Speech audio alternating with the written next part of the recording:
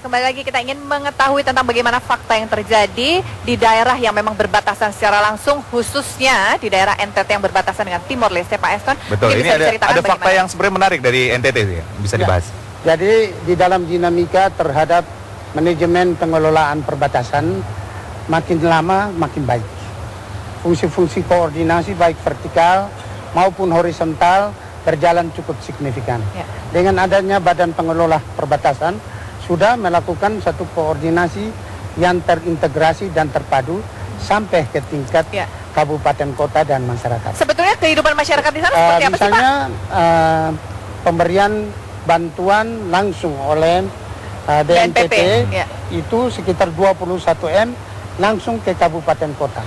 Kita juga senang apabila langsung kepada rakyat bantuan-bantuan dalam rangka percepatan pemberdayaan ekonomi. Sebentar Pak Eston, anggarannya dari mana ya Pak ya? BNPB. Jadi dalam rangka mengelola perbatasan, memang kita tidak mungkin hanya mengandalkan dari APBN.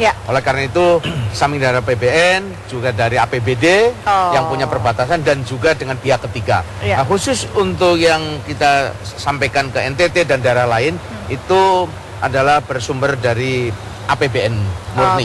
Itu semua dari APBN ya, berarti ya? Dari APBN.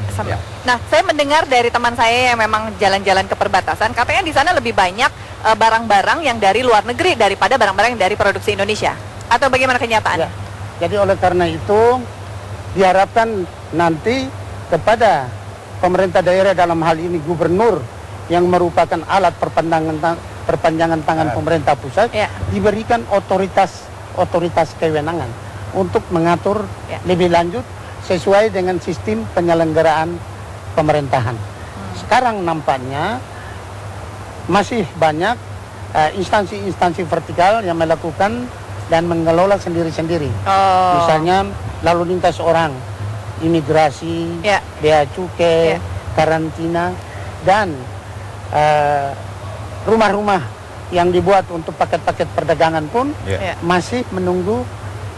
Tapi masalah imigran gelap nggak ada ya Pak ya? Masalah imigran gelap nggak ada ya Pak ya? Ada juga Pak. Tapi itu sudah tertangani. Ini kan masalah krusial tentang keamanan ya? Koordinasi dengan TNI dan Polri. Baik. Nah, satu hal yang menyangkut security itu adalah penetapan pilar terhadap batas-batas perbatasan antar negara. Oke, ini tapi kalau dari Pak Suri sendiri, selain NTT, kira-kira daerah-daerah mana lagi sih Pak yang perlu konsentrasi untuk dikembangkan kawasan perbatasannya? Jadi tidak hanya dengan keamanan fisiknya saja ya? Jadi kalau tadi bicara tentang wilayahnya, berarti ada 12 provinsi. Jadi yang di darat adalah NTT, perbatasan darat, NTT, Papua, Kalimantan Barat, dan Kalimantan Timur. Kemudian 8 wilayah yang wilayah perbatasan laut. Antara lain adalah Maluku, Maluku Utara, Papua Barat, Sulawesi Utara, Rio, Kepulauan Rio, Sumatera Utara, dan Nanggro Aceh Darussalam. Jadi semua adalah 12 provinsi yang harus dikelola ya Pak ya? Kita kelola, baik yang darat maupun yang laut. Yang laut umumnya adalah di pulau-pulau kecil terluar. Jadi semua dapat perhatian yang sama, karena itu adalah semua wilayah adalah Indonesia, anak bangsa dan wilayah Indonesia yang harus dijaga kedaulatannya dan juga ditingkatkan kesejahteraannya. Pak Taufik, dijaga kedaulatan secara fisik, kita tahu TNI selalu ada hadir di sana untuk menjaga perbatasan. Lalu untuk tadi kembali lagi, regulasi apa sih yang dibutuhkan untuk mempercepat pembangunan sehingga orang-orang ingin tinggal di sana dan itu menjadi etalase yang baik bagi negara lain? Kita di Komisi 2 atau di DPR, kita mempunyai khusus panja, kebetulan saya ketua panja mengenai perbatasan. Kita siap mendukung, dana berapa aja dananya kita siap mendukung. Sip Pak Sutrisno. Asal, contoh misalnya, jangan dana itu dikatakan besar, kekecilan, dikatakan kecil kebesaran, karena itu bisa ada kepastian. Karena itu yang saya katakan tadi, maka dalam waktu segera, kemarin sudah saya dengarkan oleh Komisi 2, kita dengarkan berapa permintaannya. Uang gak ada masalah. Nggak ada masalah uangnya, yang penting duit ya Pak ya? Begini, jangan hitungannya doang nih buktinya. Betul, anggaran belanja kita cukup besar kok. Habis 1.100 triliun kita punya uang ini. Jadi tinggal tepat sasaran ya Pak ya? Tinggal kita ingin supaya tepat sasaran. Itu yang kita mau. Kalau nanti nyampe yang ke rekening saya itu nggak tepat sasaran ya Pak ya?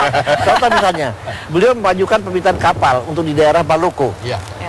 Tapi kita lihat, oh ini nggak bisa Pak Tris, ini kapal kecil, tenggelam, kamu pakai ini.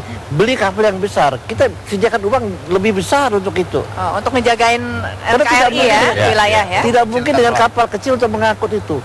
Mereka butuh pelabuhan-pelabuhan khusus. Karena kapal-kapal perintis itu hanya datang 2 minggu sekali. Jadi ini hal-hal yang khusus begini, maksudnya adalah ada pengertian yang sama dari semua instansi, ada pengertian sama, persepsi sama. Yuk, rame-rame kita berpikirnya holistik, integral. Betul. Jangan berpikir kebutuhan sendiri-sendiri saja. Betul, itu yang susah mungkin ya Pak ya. Itu yang belum ketemu. Iya, ya. Ini harus ketemu. Oke, mungkin Pak Sutrisno terakhir mungkin bisa disampaikan kira-kira selain dana tadi, dukungan apa lagi yang diperlukan oleh BNPB supaya bisa mensinergikan untuk mengembangkan kawasan perbatasan ini? Baik, terima kasih. Jadi kembali bahwa BNPB ini kan tugasnya tidak kecil, cukup berat. Yani ada 3 tadi ya, mengelola batasan negara, meningkatkan kesejahteraan masyarakat dan perbatasan, dan melestarikan lingkungan. Oleh karena itu perlu sinergitas semua kementerian lembaga yang mempunyai program di wilayah perbatasan.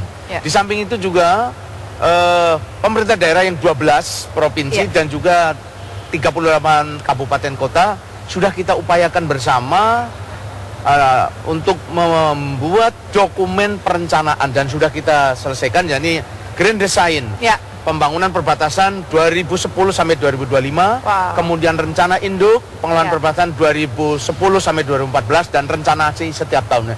Jadi inilah dokumen yang pengelolaan inilah sebagai pedoman kita semua. Oleh karena itu saya minta dengan hormat pada kementerian lembaga, pemerintah daerah, baik provinsi kabupaten kota, mari dokumen-dokumen yang sudah kita sepakati bersama, kita buat bersama untuk kita pedoman nih, sehingga overlap, tumpang tindih dapat kita hindarkan dan semua menuju kepada apa yang kita inginkan bersama, yakni kedaulatan negara kita jaga di perbatasan dan juga kesejahteraan masyarakat di kawasan perbatasan meningkat. Pak Eson mungkin sebenarnya ada yang disampaikan terakhir, Pak Eson. Sebuah harapan yang sangat strategis.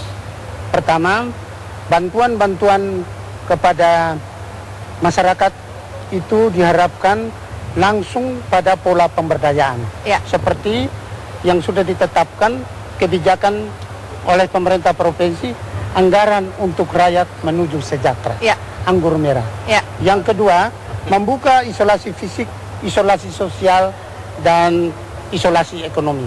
Diharapkan pemerintah pusat bisa cepat untuk menyetujui pembukaan jalur penerbangan Kupang, Dili, dan Darwin. Dan yang ketiga, pelabuhan-pelabuhan yang ada sebagai infrastruktur perlu untuk dimanfaatkan sebagai potensi strategis dalam rangka percepatan pembangunan ekonomi di Nusa Tenggara Timur. Pak Eson, terima kasih banyak. Pak Taufik, terima kasih. Pak Sutrisno, terima kasih banyak. Semoga apapun yang menjadi rencana Grand Design tadi seperti Pak Sutrisno bilang bisa dicapai dan tentu saja menuju masyarakat Indonesia yang adil dan makmur serta sejahtera di antara perbatasan dengan negara lain. Betul sekali. Dan demikian juga Coffee Break untuk hari ini. Terima kasih untuk perhatian Anda. Saya Irwan Ardian. Dan saya Desi Ratnasari. Sampai berjumpa.